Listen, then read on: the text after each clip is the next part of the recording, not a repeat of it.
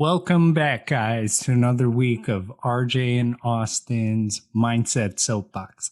Austin doesn't like that so much. I think it's because he's a Gen Zer, but I like it. It's an old man saying. Welcome back. This week, we're going to be talking about obstacles versus excuses. But before we jump into that, I got to ask Austin, how's your day been? What's going on? It's good, man. It's pretty early here on the East Coast, 7:30 a.m. But we're rocking and rolling, man. We're looking forward to the day. Busy day ahead of me today, to be honest. Going over to look at this property. I think we're going to put in an offer. Pretty excited for it. It's going to be a 5-bedroom short-term rental. But yeah. That's awesome. That's awesome. And actually, 7:30 a.m. isn't early. I wake up at 5 a.m. Central Time, so I'm an hour difference. But again, it ties into obstacles versus excuses. Today, I did not want to get out of bed. I got out of bed maybe 15 minutes late, but I sat in bed and said, I don't want to get out of bed. And I could have told myself 1,000 excuses. I don't feel good. I didn't get enough sleep. I'm tired. And those are all excuses, right? So I got my ass out of bed, started my morning routine, and here we are. So Let me just touch on that real quick, RJ. So I had that yeah, same situation this morning. I'm laying in bed. I was just like, maybe I just text RJ, call RJ, tell him that I'm having equipment issues because I don't have to get out of bed. exactly. But then I told myself, you know, you got to hold yourself accountable. Your podcast is literally about holding yourself accountable. So what standard are you going to set for your listeners if you yourself can't get out of bed? So here I am, even though I'm a little tired, ready to go. Exactly. Exactly. And just a quick reminder, uh, RJ and Austin's podcast is not scripted. We may create a framework, but we definitely talk off the top of our heads here. And this just goes into perfect circumstances. Everything that we talk about is going to touch on every single other topic we talk about because it's not one magic bullet. It's not one action behavior that's going to create the lifestyle that you want. Everything really touches on each other. So in the 10, 15 minutes you have us today, you're not going to hear every single other nuance that goes into what we talk about, obstacles versus excuses. Obviously, there's exceptions, etc. But I just want to say that because there's always going to be one person out there that's saying, "Oh, those guys are full of shit. They don't know what they're talking about. They said X, Y, Z and didn't even mention this." Well, we could be on here for 5 hours and not touch on everything. So, obstacles versus excuses, Austin. Why don't you start us off, and then I'll throw myself in. Yeah, RJ, I'd love to. So let's just start with what we're both in, right? So we're both in real estate. And when we first wanted to make that jump into real estate, I'm sure there was a lot of obstacles or a lot of excuses that you were telling yourself and I was telling myself, right?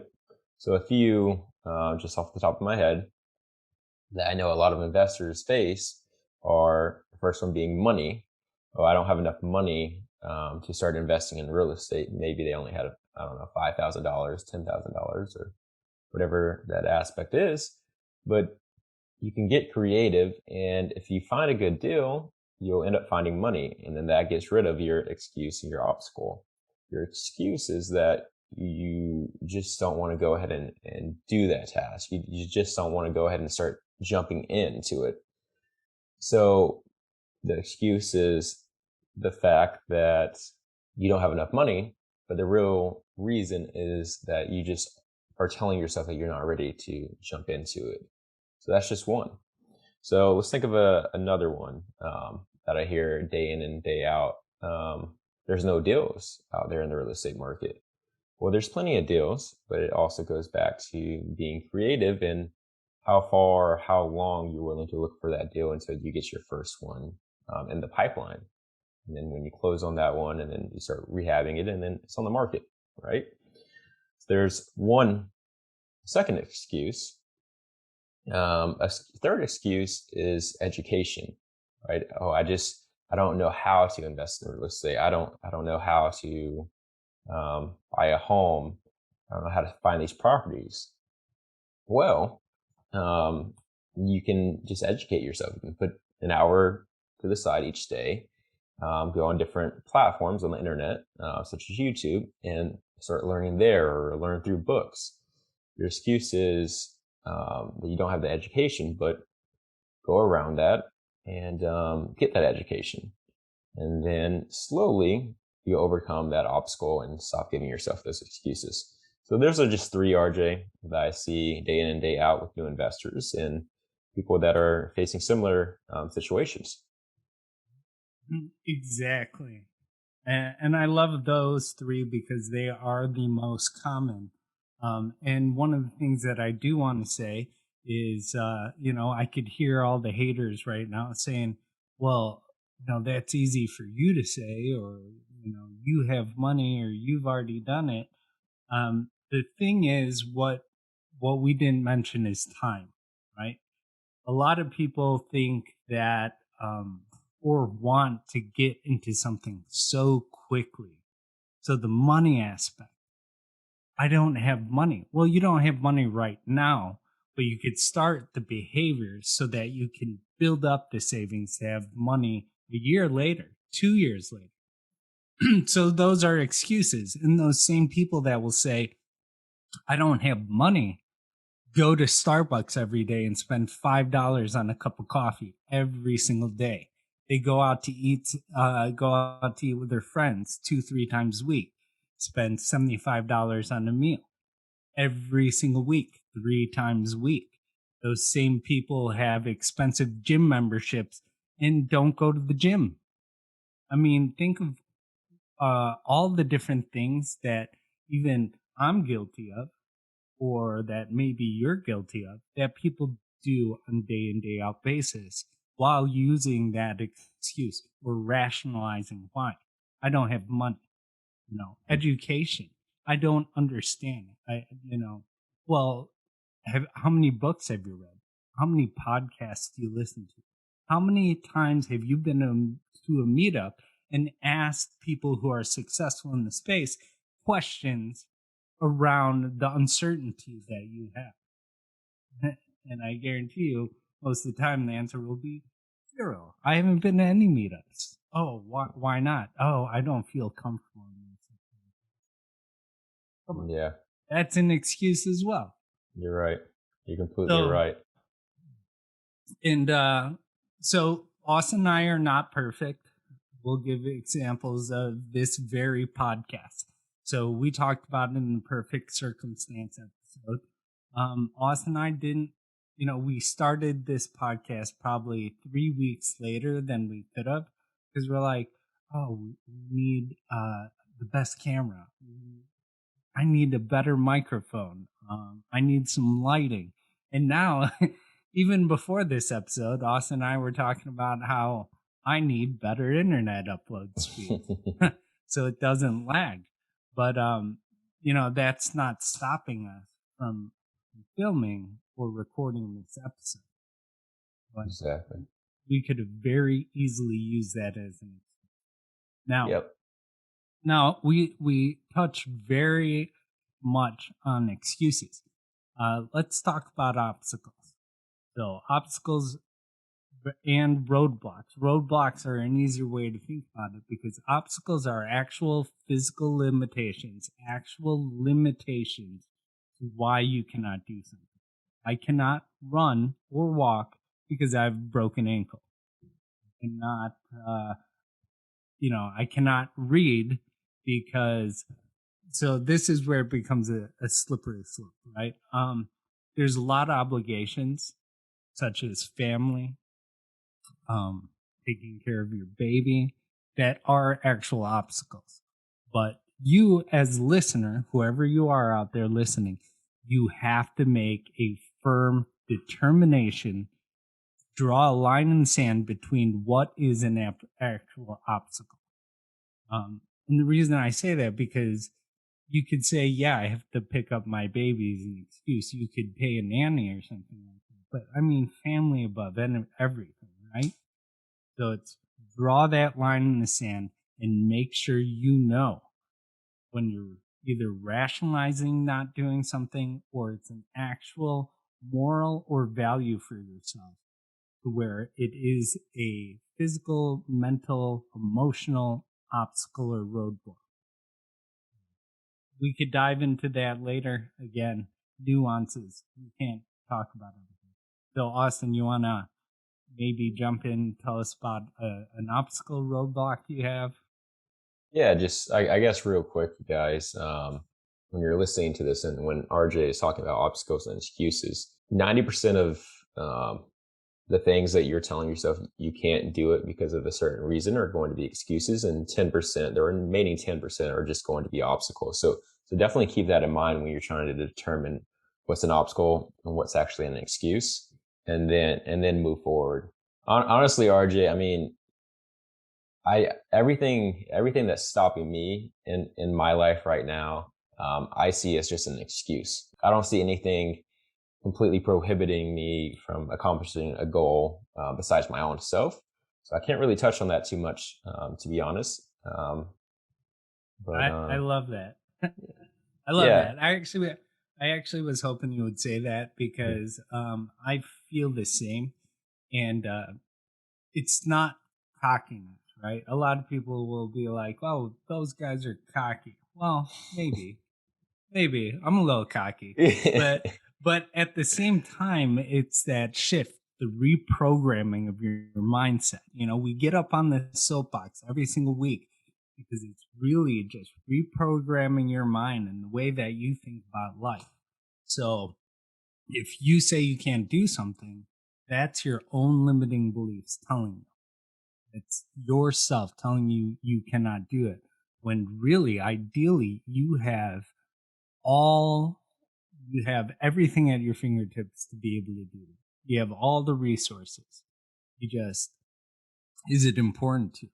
Mhm. So the obstacles, excuses comes down to the importance. What's important to you in your life? What your morals, what your values are. How do I segment it? And that's why I say draw a very hard line so that it doesn't become a slippery slope. Mhm. Yeah, I just want to touch on one excuse that I probably hear the most when people start um, either going after a goal or trying to invest in real estate.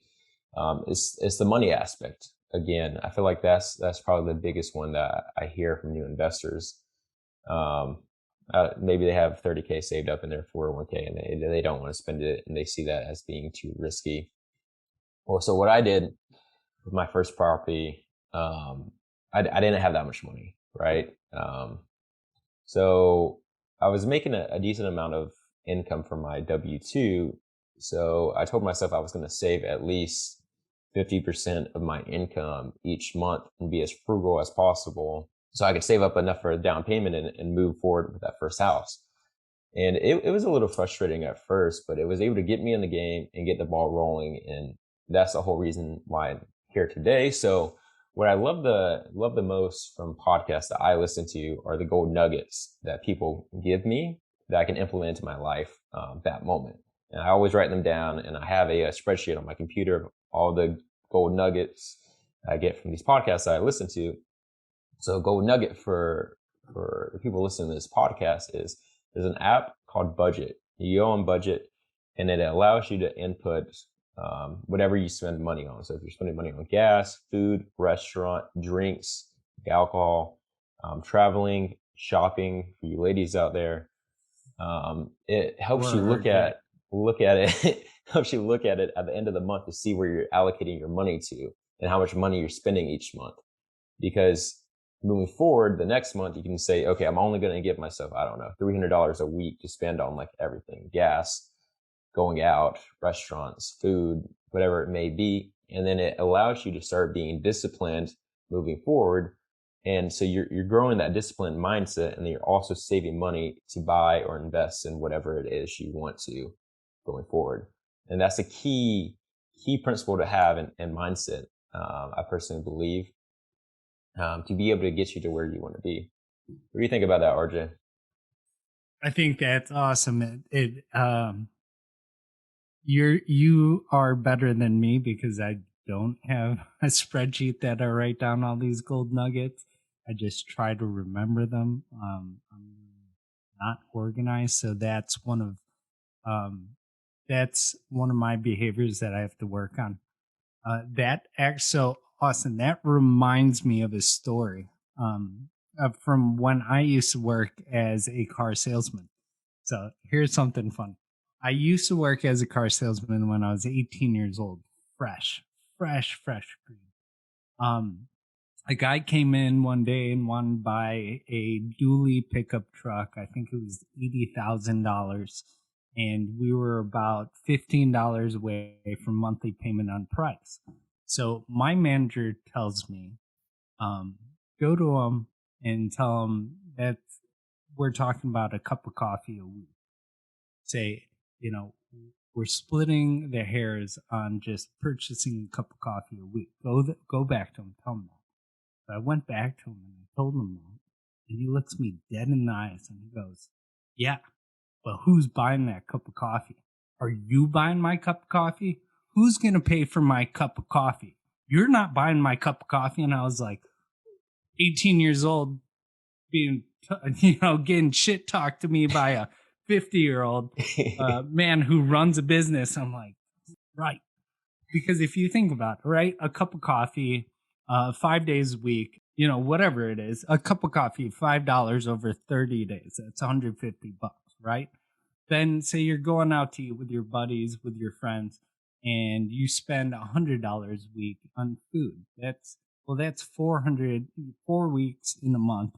That's $400 plus $150 for your cup of coffee. That's $550.